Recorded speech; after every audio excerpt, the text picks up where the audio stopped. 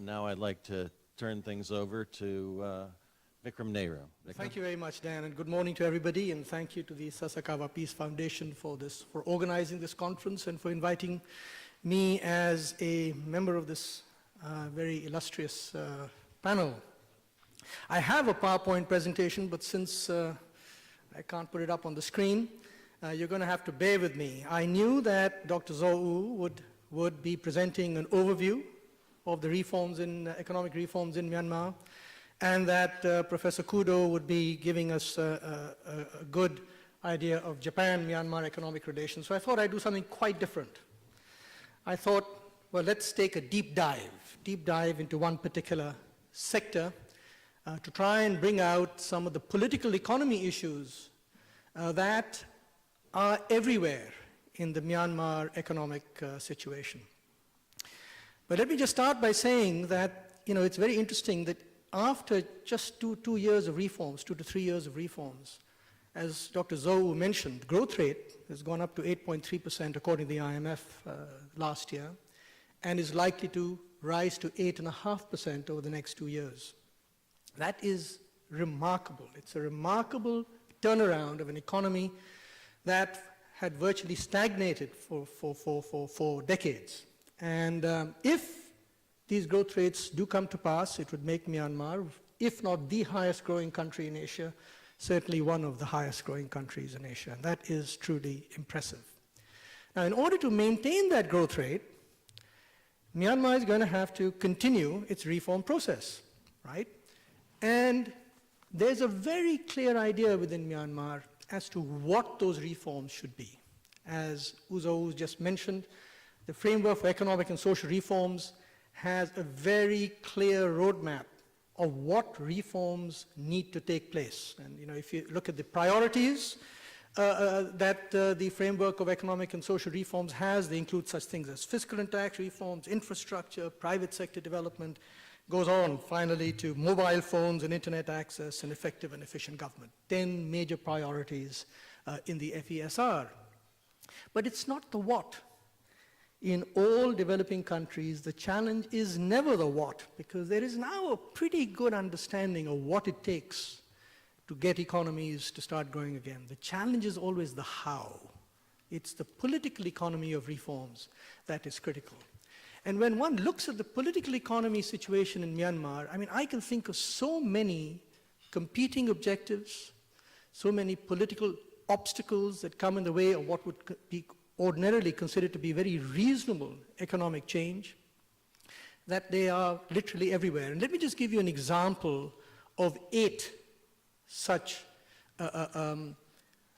competing objectives or political economy issues, call them what you wish. The first, for example, is the whole issue of how do you promote rice exports or agricultural exports while maintaining food security, ensuring that there's enough food at home while at the same time exporting food in order to earn foreign exchange. The second, how do you bring about military reforms simultaneously with fiscal reforms? A large amount of military expenditures are in fact off budget. Bringing those expenditures on budget is a critical part of fiscal reforms, but bringing those expenditures on budget requires substantial changes in the way the military actually runs its affairs. Major political economy interaction between fiscal and military reforms. Third would be something like trade and investment liberalization versus inequality or versus inclusive growth. When you liberalize market economies, get into market liberalization, invariably those who are better off tend to benefit the most. And there's a huge concentration of wealth and capability in Myanmar. The likelihood is that with market liberalization, those very few privileged individuals or groups will benefit the most. And the challenge is, how do you make sure that there is inclusive growth with liberalization? A fourth one would be something like natural resource development versus environmental and social safeguards. It's critical in Myanmar to develop its natural resources, but how does it do that while at the same time ensuring that environmental safeguards are taken into account, and the EITI is a critical part of that process.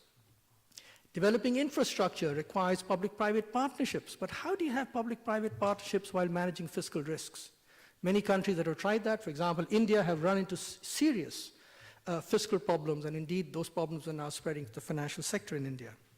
Fiscal decentralization versus fiscal effectiveness. How do you decentralize the fiscal system when in fact local governments don't have the capabilities of the systems in order to manage their fiscal affairs? How do you ensure that you have fiscal effectiveness while promoting fiscal decentralization?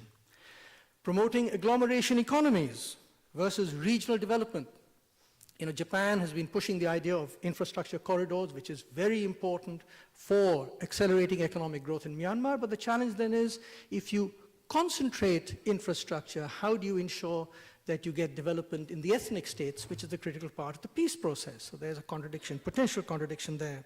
And finally, I would also mention the role of trade unions, which are being proposed as part of the human rights agenda. But the big concerns now that many businessmen have about how to ensure that Myanmar maintains or improves international competitiveness. So there's a potential constraints there. So as you can see, there are really some fascinating, interesting, and very Myanmar-specific constraints to policy change that we have to take into account. I can't get into all of them, so I'm just going to take one, and that's the deep dive I'm going to take. And that deep dive is in the rice sector. Just start with the very first one, rice production versus food security. Now, if you look at Myanmar's history, right, Myanmar authorities have been very concerned about food security, and the way they've promoted food security is by ensuring that the price of rice is affordable, especially to those people in urban areas who are net food consumers, but as well as the very large numbers of landless poor in Myanmar. 30% of the rural population is landless. And this is something that marks Myanmar out compared to other economies in the region. Now, the way the Myanmar authorities did this was by imposing export restrictions to make sure that exports did not take precedence over domestic consumption. That kept domestic prices low. They had export licenses, and because domestic prices were kept low, it meant that farmers didn't have the incentives to produce, so there were now production requirements of rice farmers who had to produce if they were on rice land, if they had land which was classified as land for rice production. Rice farmers were given preferential access to credit, they were given lower land taxes, and there was a restriction on foreign direct investment in milling rice because it was considered a strategic industry. Right? Now, the consequence of these policies is there for everyone to see, and if we had the PowerPoint, there's a remarkable graph that I could show you, which would show that in the 1960s, in the early 60s, Myanmar was a much larger exporter of rice than Thailand and Vietnam. But in fact, rice exports from Myanmar have literally stagnated, while Thailand and Vietnam have shot up. Right? So clearly, even though low prices may have benefited consumers, low prices penalized producers, and it had a big impact on rice production.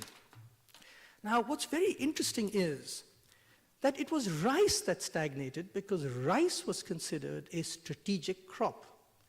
If you look at another crop, pulses and beans, for example, pulses and beans were liberalized in 1988, no longer considered a strategic crop, and between 1988 and 2008, it grew 12-fold and became the second largest export after oil and gas. The second largest recorded export, we don't know what unrecorded exports are, but second largest recorded export for Myanmar. So here was an interesting example of farmers who faced the same infrastructure constraints as rice producers. They faced the same credit constraints, in fact, worse credit constraints than rice producers, and yet were able to increase production 12-fold over 20 years. And the question is, why couldn't that have happened in rice? Now, the interesting thing about rice is that not only did production sort of stagnate, but rice stocks fell to very low levels. Rice stocks currently in Myanmar are about 0.4 million tons, and total consumption is around 10 million tons. So rice stocks are about 4% of total consumption. Now, normally, agricultural countries like to have a minimum rice stock of about 15% of total consumption. That's like a standard bottom rule of thumb. that agriculture normally has in most developing countries. So 0.4 is 4% is well below the 15% minimum requirement in most countries. And because stocks are so low, you have very high price volatility in Myanmar in rice. Much more price volatility within Myanmar than you have in international markets in other countries and outside Myanmar. So now Myanmar has the worst of all possible worlds. It wanted to keep prices low in order to protect consumers, but price volatility is very high, which means that there is no real protection. It has low production, it has low exports, right? And as a result, because most of the landless and the poor live in rural areas, poverty reduction has clearly been affected. So what has Myanmar done? Well, it has done some things. In 2012, for example, Myanmar removed the requirement, the production requirements for rice farmers. In other words, now rice farmers are relatively free to produce what they want. Most continue to produce rice for various technological reasons and the fact that water, there are very specific irrigation-related reasons why they continue to produce rice. But in addition, Myanmar has eased the export licensing requirements. So even though export licenses are still required on a consignment-by-consignment basis, it's much easier now to get an export license, and this clearly is going to have an impact. But despite these 2 points, FDI, foreign direct investment in milling, continues to be restricted, continues to be considered strategic, right? And there has been little overall impact of these relatively small policy changes on rice production and rice exports. In fact, if you look at exports in Myanmar today, about 0.6 million tons gets exported, 0.6 million tons of milled rice gets exported via Yangon port.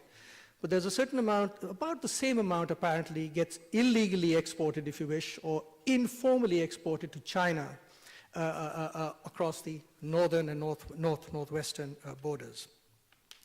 Now, as important as the fact that even though these policy reforms have taken place, a very good barometer of the constraints to trade in rice is the fact that rice prices domestically simply don't correlate with rice prices abroad. When there's integration in markets, you find that prices tend to move together.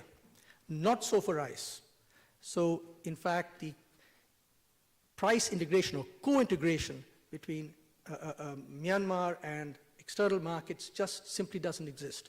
What's very interesting is that there is some weak correlation within Myanmar, which means that domestic markets within Myanmar are working. Surplus producers tend to send rice to deficit areas, and so that's working, but it's working minimally, in part because of infrastructure problems and in part because of market information constraints. But I think the other reason is that the lack of integration between Myanmar's rice markets and the international markets is because there continue to be these lingering export restrictions, and there is this odd role of the Myanmar Rice Federation, which is a conglomeration of rice traders and millers who work together. And I think this requires more study, but my suspicion is that they do exert some monopsony power on rice prices, which keep rice prices low for farmers and keep incentives very low for more production. So there are a series of interesting factors which continue to bedevil rice production. Now, what should Myanmar do? The obvious answer, Myanmar should have more irrigation, it should have more rural infrastructure, it should provide better extension services. These are all long-term programs which are part of Uzou's presentation earlier, but they're all in the medium term. And they require a lot of work in other areas. You have to get your fiscal systems in order, you have to improve capacity, it's going to take a long time before you can provide better extension, better infrastructure, and better irrigation for farmers. But what does Myanmar do in the short term? What are its options in the short term? Well, Myanmar doesn't have to look very far. It has to just look across the region and look at Cambodia. Cambodia is a really interesting example. Cambodia started its policy reforms in 2004 for agriculture. It liberalized exports, no more licensing required, and it liberalized foreign direct investment in milling and in agricultural processing. The results are absolutely astonishing. Agricultural growth in Myanmar between 2004 and 2012 was 8.7% a year. Probably the highest growth rate of agriculture in the world. I'm not quite sure, but certainly one of the highest growth rates of agriculture in the world. Paddy production grew by 9% a year on average, maize 20%, and here's astonishing, cassava 50%. But rice is the one that we want to focus on. Rice exports in 2004 were virtually non-existent, 20,000 tons. Rice exports from Cambodia by 2012 was 2 million tons. 0.5 million tons of milled rice, 1.5 million tons of paddy, milled rice equivalent of paddy to Vietnam. Modern rice milling capacity in Cambodia increased 7-fold in just 4 years, from 2009 to 2013. Phenomenal, absolutely phenomenal. But the most remarkable aspect of agricultural production and performance in Cambodia was that the poverty rate declined from 50% to 21% in just 5 years, from 2007 to 2011. So here's an interesting example of a country that rather than keeping prices low in order to have affordable food, decided to increase incomes so that food was affordable. You increase incomes by liberating production, by allowing markets to operate, and this has led to absolutely dramatic results. So the case so as far as Myanmar is concerned, it's very clear. The challenge is how. How does it go about it? And that's the big issue in Myanmar, the political economy dimensions. First of all, there is a deep distrust of markets in Myanmar amongst policymakers. This is just a reality, right? And it's going to take time for the evidence to accumulate that markets can work and can work well, right? But there's also very significant vested interests in the current setup. There are vested interests in the rice milling industry, which does not want FDI in rice milling from abroad. There are Thai millers, rice millers, who can produce high-quality rice with relatively high prices for export, but unfortunately, they are not allowed into the country because of the significant vested interests. And I think there is the role of the Myanmar Rice Federation, which I believe needs to be recalibrated so that it is not a private sector delegated answer to food security. But all of these things will increase production. Will they increase food security, especially of the poor and especially in the short term? And the normal means by which countries deal with this sort of situation is they have, during times of extreme food shortage, they introduce cash transfers to the poor. That's one way of dealing with food security. Don't provide food necessarily, but provide cash transfers to the poor. Or provide food for work programs for those who are desperate. This is a sort of a way by which people select themselves into getting food and into work programs in order to have access to food. And finally, insurance arrangements. I would argue that if Myanmar can accumulate more foreign exchange, you talked about foreign exchange reserves, about 3 months of imports, I think Myanmar should have significantly more foreign exchange reserves and could also have what are called DDOs, deferred drawdown options from the World Bank and the ADB, which are essentially insurance arrangements that if there were to be sudden shortfalls of rice, you can draw down a loan from these institutions to purchase rice from abroad and make it accessible at home. So there are options available to Myanmar, but they will take time. And in the meantime, Myanmar is going to have to struggle with dealing with these various competing objectives.